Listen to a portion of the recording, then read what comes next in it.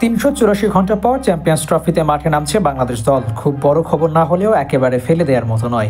কারণটা অবশ্য সবারই জানা, ভারত বাংলাদেশ পার্শ্ববর্তী দেশ হলেও দুই দেশের সম্পর্ক দা কুমড়োর মতো, যা রাজনৈতিক প্রেক্ষাপট ছাপিয়ে ক্রিকেট মাঠে গিয়েও ঠাঁই নিয়েছে। ভারত বাংলাদেশের খেলায় দর্শকদের নজরও থাকে কড়া। ভারতের উইকেট গেলে বাংলাদেশের বোলারদের উদযাপনে যেমন কমতি থাকে না, তেমনি দর্শকদের টিভি সিটের সামনে উদযাপনী বলে দেয় ভারতকে বাংলাদেশ হারাতে পারলে খুশির জোয়ার বয়ে যায় বাংলায়। আর তাই এই ম্যাচের উত্তাপ এখনই ছড়িয়ে গেছে, যে উত্তাপে অনেকটা গিয়ে লেগেছে বাংলাদেশ ভারত ম্যাচের টিকিটের উপর। জেনে অবাক হতে পারেন, প্রায় 16 থেকে 18 দিন আগে এই ম্যাচের টিকিট বিক্রি হয়ে গেছে। দুবাইয়ে ভারত বাংলাদেশের যে প্রবাসীরা আছেন তারা এই টিকিট ক্রয় করে নিয়ে গেছেন বলে জানা গেছে। ভারত বাংলাদেশ ম্যাচের চাহিদা কতটা তার আরও একটা প্রমাণ এই টিকিট বিক্রির উদাহরণ।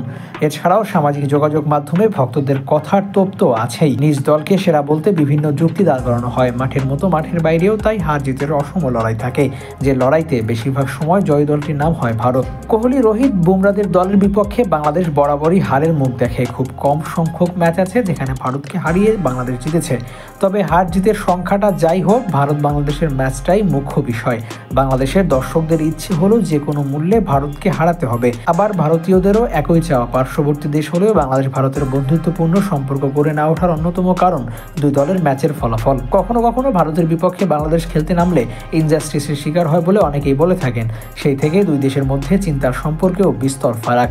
আর এই টকঝাল সম্পর্কটাই ভারত বাংলার ম্যাচের গুরুত্ব বাড়িয়ে দেয়। চ্যাম্পিয়ন্স ট্রফিতে বাংলাদেশের প্রথম ম্যাচ ভারতের বিপক্ষে 20 ফেব্রুয়ারি সংযুক্ত আরব আমিরাতের দুবাই ইন্টারন্যাশনাল স্টেডিয়ামে বাংলাদেশ সময় বিকাল 3টায় ম্যাচটি অনুষ্ঠিত হবে।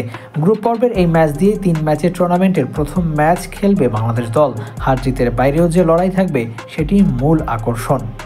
Abu Naim, sports Times.